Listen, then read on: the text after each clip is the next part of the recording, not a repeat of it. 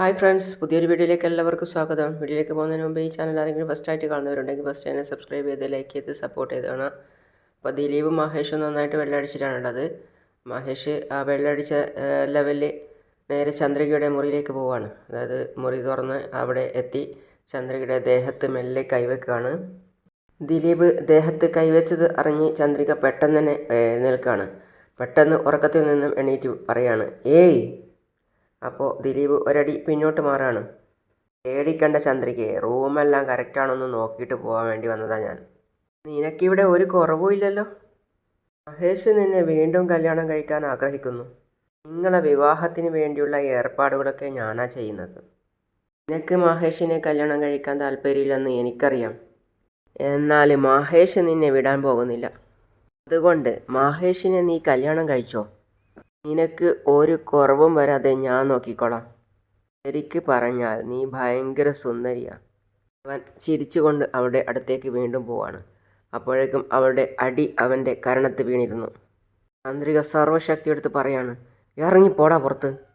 എന്നിട്ടവൻ പറയാണ്, നിനക്ക് മഹേഷ് തന്നെയാണ് കറക്റ്റ് എന്ന് പറഞ്ഞ് പതിയെ മുറിക്ക് പുറത്തിറങ്ങാണ്. അവൻ പിന്നെ ആ വിഷമത്തിൽ വീണ്ടും നന്നായിട്ട് കുടിക്കുകയാണ്. ഗ്ലാസ്സിൽ ഒഴിച്ചൊഴിച്ച് കുടിച്ച് അത് പോരാതെ ഞാൻ കുപ്പിയിൽ തന്നെ അങ്ങനെ എടുത്ത് കഴിക്കുകയാണ്. എന്നിട്ട് വീണ്ടും മഹേഷിൻ്റെ മതത്തിന് സൈഡായിട്ട് അവിടെ കിടക്കുകയാണ്. ചന്ദ്രിക പിന്നെ എണീറ്റ് നോക്കുമ്പോഴാണ് കാണുന്നത് മുറി പുറത്ത് നിന്ന് പൂട്ടിയിട്ടില്ല എന്ന്. അവൾ എണീറ്റ് മെല്ലെ കതക് തുറന്ന് പുറത്തേക്കിറങ്ങി ചുറ്റുപാടൊന്ന് നോക്കുകയാണ്. അവൾ എല്ലായിടത്തും ഒന്ന് പരിശോധിച്ചു. അതിനുശേഷം ഇവർ രണ്ടുപേരും ഇരിക്കുന്നിടത്ത് വന്ന് നോക്കുമ്പോൾ രണ്ടുപേരും നല്ല മയക്കത്തിലാണുള്ളത്. അതുകൊണ്ട് എന്ത് ചെയ്യണം എന്ന് ആലോചിക്കുകയാണ് ചന്ദ്രിക. ബാക്കിയുള്ള ഭാഗങ്ങളൊക്കെ പൂട്ടി ലോക്ക് ചെയ്തിട്ടാണുള്ളത്. മഹേഷിൻ്റെ കയ്യിലാണ് ചാവിയുള്ളത്. ചന്ദ്രിക മെല്ലെ പോയി മഹേഷിൻ്റെ കയ്യിൽ നിന്നും ചാവി കൈക്കലാക്കി. ചന്ദ്രിക പിന്നെ ഒട്ടും സമയം കളയാതെ പെട്ടെന്ന് തന്നെ പോയി പുറത്തേക്കിറങ്ങാനുള്ള വാതിൽ പൂട്ടിയിട്ടിരിക്കുകയായിരുന്നു. അത് തുറന്ന് ആ ചാവി കൊണ്ടുപോയിട്ട് എന്നിട്ട് വീണ്ടും അകത്തേക്ക് ഓടിപ്പോവാണ്. ചന്ദ്രിക അകത്തേക്ക് പോയി മലരിനെ എടുത്ത് ചുമലിലിട്ടു. അതിനുശേഷം പുറത്തേക്കിറങ്ങിയതിന് ശേഷം വീണ്ടും ആ വാതിൽ ലോക്ക് ചെയ്തു. അതിനുശേഷം പുറത്തേക്ക് ഓടുകയാണ്. പെട്ടെന്ന് മഹേഷിൻ്റെ ഉറക്കം ഞെട്ടുകയാണ്. മഹേഷ് ചുറ്റുപാടൊന്ന് ശ്രദ്ധിക്കുകയാണ്. മഹേഷ് പെട്ടെന്ന് വാതിൽ നോക്കുകയാണ്. വാതിൽ അകത്ത് നിന്നല്ലേ പൂട്ടിയത്. അപ്പോൾ പൂട്ടെവിടെ?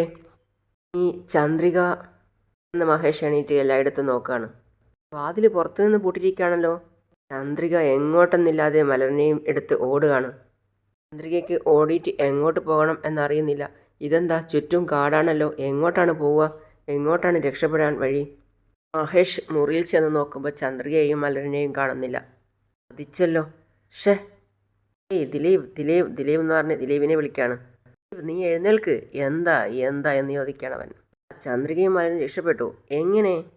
ചന്ദ്രികയും മലരും രക്ഷപ്പെട്ടെന്നോ? അതെ, റൂം പൂട്ടിയാടാ വെച്ചിരുന്നത്. പിന്നെ അവർ എങ്ങനെ രക്ഷപ്പെട്ടു പോയി എന്നറിയില്ല എന്നാണ് ദിലീപിന് മുഖത്തടിച്ച കാര്യം ഓർമ്മ വന്നത്. അപ്പോൾ അവൻ മുഖം തടയിക്കൊണ്ട് ചിന്തിക്കുകയാണ്. അവൻ മുറിയിൽ കയറിയതിന് ശേഷം പുറത്തു നിന്ന് വാതിൽ അടച്ചില്ലയോ എന്ന്. അതൊന്നും മനസ്സിലാക്കി പുറത്ത് പറയാതെ മഹേഷിനോട് പറയാണ്, മുറിക്ക് നീ പെട്ടെന്ന് മയക്കത്തിൽ നിന്നും എണീറ്റ് പോയി മുറി ശരിക്ക് പൂട്ടിക്കാണില്ല അല്ലേ? പൂട്ടിയില്ലേ? ഷേ എടാ, ഇനിയിപ്പം നമ്മൾ എന്താ ചെയ്യുക? നീ ഒന്നുകൊണ്ടും വിഷമിക്കണ്ട. ഈ വീടിന് ചുറ്റും 100 ഏക്കർ കാടാ. ഈ കാടിന് പുറത്ത് എത്തുന്നതിന് മുമ്പ് നമുക്കവരെ കണ്ടുപിടിക്കാം. നീ ഒന്ന് നിൽക്ക്, ഞാനിപ്പോൾ വരാം. ഇത് പിടിക്ക് എന്ന് പറഞ്ഞ് മഹേഷിൻ്റെ കയ്യിൽ ടോർച്ച് കൊടുക്കുകയാണ്.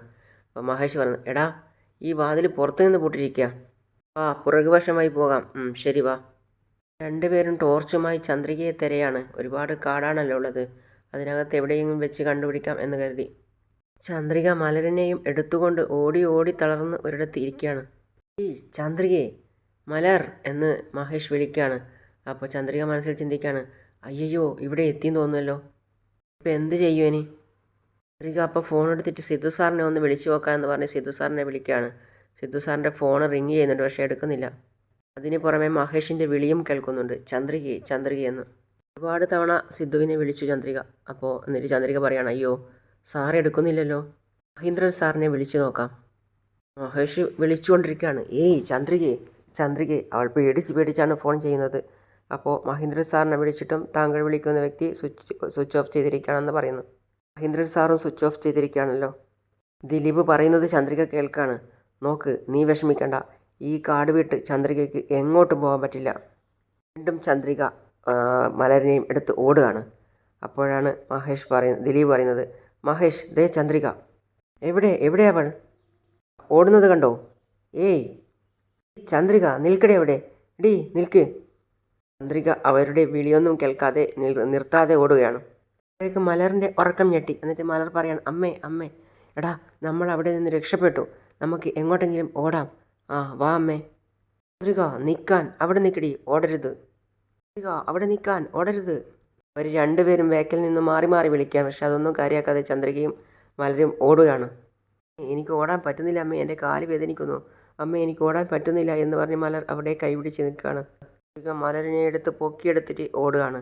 ചന്ദ്രിക അവിടെ നിൽക്കാൻ, ചന്ദ്രിക ഓടരുത്, അവിടെ നിൽക്കാനല്ലേ പറഞ്ഞത്. അമ്മേ വേഗോടമ്മേ. രണ്ടുപേരും എന്തോ തടഞ്ഞ് വീണു. അമ്മേ എന്ന് നിലവിളിച്ച് കരയാണ് മലർ. അവൾ അവിടെയുണ്ട്. അത്രയും ദൂരം ചന്ദ്രിക ഓടിയത് വെറുതെയായി. രണ്ടുപേരും അവളുടെ അടുത്തെത്തി. എന്താ ഈസി ആയിട്ട് അങ്ങ് രക്ഷപ്പെടാമെന്ന് കരുതിയോ? ഇതേ നോക്ക്, ഇത് മുഴുവനും കൂടി 100 ഏക്കർ കാടാ.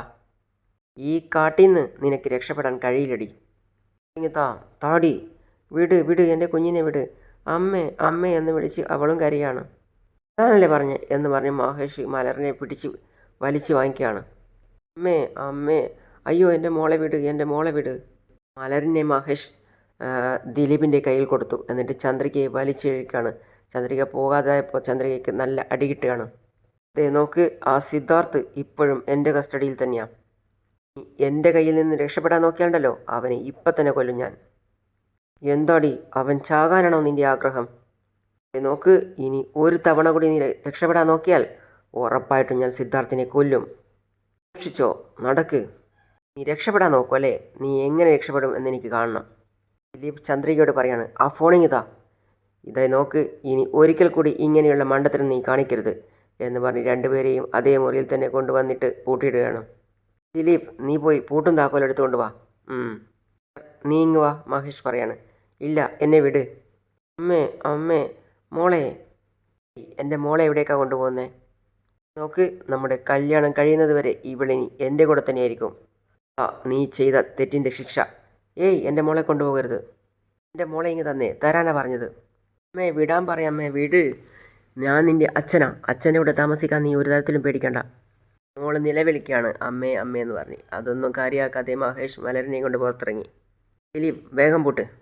മിണ്ടാതിരിക്കടി, കരയുന്നോ എന്ന് പറഞ്ഞ് മലറിനെ വഴക്ക് പറയാം. മലർ, നീ റൂമിൽ തന്നെ കാണണം. നിനക്ക് എന്ത് വേണമെങ്കിലും അച്ഛൻ വാങ്ങിച്ചു തരും.